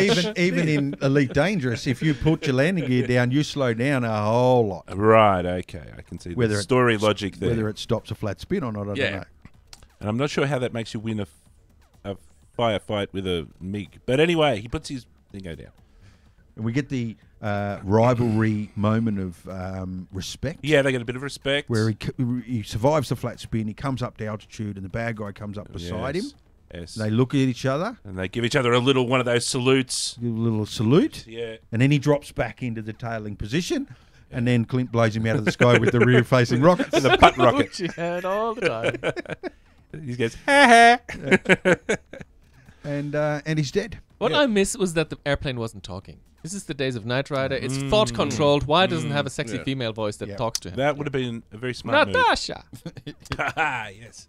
Natasha, that would have been awesome. It would have been Natasha or Natalia. Yeah. So I don't know. What is there else to say about the fight? That's it. That's. What else is there to say there about is the one film? more thing. Because There is one more where's the thing. ending? That's the Star Wars Yoda moment, When you hang which up. we haven't highlighted enough. That's when he forgets to speak in Russian, and he has Baron Blaskovanov come over the psychic airwaves saying, "Think in Russian, Luke. You got to think in Russian, Luke." Yeah. Think Russian. And it's just like, Yeah. that's what are you doing? That's a total Star Wars, blatant, obvious, dead simple rip-off. I don't know why you'd do that. Well, I took it as an audible flashback to. It was, yes. He was given those instructions before he. But stole still the doesn't plane. explain why they have to be there in the first place. Yeah. Yeah, that's right. Considering he's always talking to himself, Yeah. he couldn't have given his own flashback and says, Oh yeah, I think I have to think in Russian now. "Damn it, don't I have to think in Russian?" He'd already launched 14 missiles, some flares, and like guns and all this stuff. And then all of a sudden, when he's in the dogfight, he forgets to do it. So he kills the bad guy. And we roll the credits. And roll the And roll the credits. Yep, that's it. And roll the credits with the heroic music Yeah. that fly off into the clouds. they played the heroic music too well. It's the same stuff that they played at the end there, which was more fitting, but still something weird about it. Yeah. It didn't sort of fit the film. No, And did that plane remind you of the stealth bomber or what? A little bit. it did. A lot. Yeah, yeah. There is apparently a Russian plane that looks a lot like that plane. It's a MiG X something. It Well- looks remarkably like this plane from that period. Well, maybe we should move into a little historical excursion. Sure. Because well, the movie's finished, so the movies we're done. That's it. We're finished. Yep. So yes, the historical little excursion that I've got for you guys is that this story is not based off, but It's a book. No, it's a real story of a defector. Defector Who defected over to Japan. Victor Belenko. There you go. I was just about yeah. to say. And old Victor, is flying a MiG 31. No, a MiG 25. Yeah, it's a MiG 25. Yep. Now, the Russians are inventing all of these cool planes. MiG 25, MiG 26, MiG 31. And guess what? The MiG 25 is called a Foxbat. And the one that comes after it's called a Foxhound. Oh, really? And I don't know, the other ones are probably called Fox Penguin and Fox this and Fox that. So they're all actually called Fox Dingo. So calling this one the Firefox is authentic. There she is. MiG-25. We're looking at a picture of MiG-25, which is a dual tail fin. It doesn't really resemble the. It's got Russian writing on it, and if you didn't have Big red star. Latin Arabian numbers, you wouldn't see that the picture is mirrored. Yes. And so we're talking like 1960s, late 1960s technology. And the Americans find out about this MiG-25 and they're like, holy shit, what is this thing? Turns out that this is kind of a bit like the Firefox. It's friggin' awesome, right? This thing still holds world records Oh, really? for speed Wow. and for height and for accelerating up to almost space. That's pretty impressive. It can kind of get halfway to space in 2 minutes or something like that. I was reading on Wikipedia, right? On Wikipedia, one of the space shots that they do is they blast this thing up to space, and the engines flame out because there's not enough oxygen. The thing just keeps going up, and they said, at the top of the parabola, they're going at 75 miles an hour. So they're going from Mach 3 up to 75.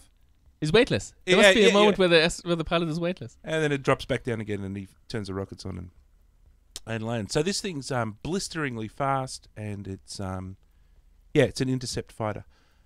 Another interesting thing about it's got vacuum tubes in it, which was a conscious choice by the Russians because Russians like to build things that don't break. In Russia, vacuum tubes don't break, and they can't get taken out by EMP shocks from nuclear bombs. You mean old school, like radio vacuum? Vacuum tubes are what's inside running the thing. Wow. Anyway, so old Victor. They're not being used anymore. These are No. outdated. But they still hung around till 1980, late 80s. And I think, according to Wikipedia, they still hold world records for speed. The thing can go faster than its engines can handle. It can go so fast it breaks its engines. Oh, wow. They're capped out. Mach 3.2 is the top it can do. But when it lands, you have to throw away the engines. It breaks the engines. I like that. Like isn't that similar to Hunt for Red October? That there was a similar scenario that happened with submarines. No, it wasn't a submarine. That one was a cruiser, missile cruiser. Okay. And the story is different with that guy. What he was trying to do, he was trying to start a new Russian revolution. So he's got the shits with the Russian government, but rather than defecting, he was going to, go up to Moscow and then turn on the loudspeaker and say, "Okay, everybody, let's have another revolution. Who's with me?" And the answer was no one. Anyway, that reminds me of the scene from Life of Brian as well, where they're sitting in the amphitheater there. They're all trying to start their own revolution. Yeah. Yes. The People's Front of Judea, not the fucking Judean People's Front. We should fight for your right to do it, not that you want to do it. Hey, so, Victor Belenko, one day decides he wants to, go to America and listen to rock and roll or something or other. Mm-hmm. So in his brand new MiG 25, they all go on a training flight, and he says, "I'll be right back." I'll only be a moment. And he turns and he blasts down on the like 20 meters off the ground, and he doesn't have much fuel because and he flies to Japan, and he lands at a commercial airport with 30 seconds worth of fuel left. Wow, well planned. The runway's too short, and he runs off the end of the runway. He jumps out of his plane, and all these people start crowding around and taking photographs. So for some reason, this might not be the smartest move, he pulls out his gun and shoots in the air, and then he gets arrested by the police.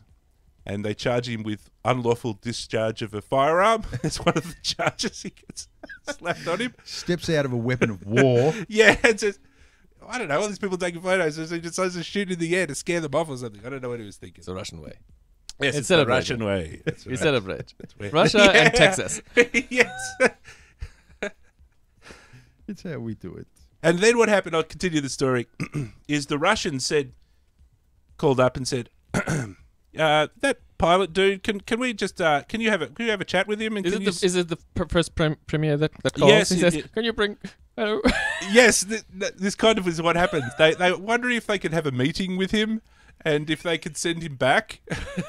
And then the Japanese sort of say, well, why do you want him back? And, we think he's defecting. And then the Russians say, oh, no, he's just got lost. He just got lost. His compass was wrong. Pretty sure his compass. Just send him back and we'll talk about it. We're all right. We will give him a nice holiday. Oh, and by the way, we want our plane back as well. If someone doesn't turn that into a movie, there's something wrong. That's a great film, especially if you leave it comedy. So the Japanese, they want the plane back, and it says again on the Wikipedia and the other articles I read that the Russians then send Japan a bill for $40 million. Oh, bullshit. Yeah. And then the Japanese, in return, send the Russians a bill for $40,000 or something like that because their jet broke the runway on their airport or something or other. And it says in the article, we don't think anybody's paid either of the bills currently. That's so outstanding. But it's not really quite over because the Russians want their plane. They want our fucking plane back. No, I love it. And so the Japanese kind of say, hello, hey, Americans, look what we found. And the Americans come and have a look. And they take the plane away for the Americans do? Yes, for 3 months in a secret base. And then the Russians say, we want our plane back. And the Americans give them their plane back in pieces. And then the next complaint is the Russians, there's about 20 pieces missing. We want our pieces back. And the Americans are like, whoa, I don't know. This is greasy. And here's a had a box. And I don't know. It's a movie. Someone's got to turn that into a movie. Well, they tried. It's brilliant. It's brilliant. Like it's a great example of. I think it should just be an audio play that Dan records. Life is better than fiction, sometimes. Yeah, can you imagine the Americans? Sorry, Mac, must have got lost in the post. Can you describe what they look like? Yeah. I can see some screws. If you could perhaps send us the blueprints, we might be able to work out. Oh, man, the Russians must have been pissed. Because someone has to make that call. Someone either has to send a teletext or they have to pick up a phone and they have to say, we're missing some parts of the plane. Yeah. Have you seen them? Thinking, what am I doing? These are Can you imagine these are our enemies. the communications officer when they get home? You won't believe what happened at work today. Exactly. And you wouldn't believe it. Like if you put that in a movie and then at the end of it said, this is all true, most people wouldn't believe that was real. Especially the guy that crashes through the end of the runway in a stolen $40 million jet and starts shooting into the air with surrounded by Japanese tourists taking fucking photos. Like you would not believe that that's a real thing. What year did this happen in? Would have been in the 50s. No, we're 60s plus. Yeah? Yeah, 64, 5, 6, 7, something like that. Hilarious. I've never even heard of that happening. Yeah. Well, it's a thing, and that's kind of what as you can see, what the story is sort of based around. You can see some of those elements, the fuel and the runway, even the runway landing. It almost runs off the iceberg in the thing. Looks like it was a $18 million budget. Yeah. It had a cumulative worldwide gross of $70 million. There you go. Domestic, so American domestic of $46 million. Mm-hmm. So yeah, $46 million domestic. And for 1982, it made some good money. Not a bad little earner. 70 odd million worldwide on an $18 million budget. And I think every cent of 18 million is on that screen. Mm. All right, so let's wrap up with what we think. Yeah. Borrow, buy, burn. Tom? Burn it. It's boring. Oh, it's harsh. I can't like every film. Rickers? Get your mate to borrow it. Low borrow. Yeah, low borrow.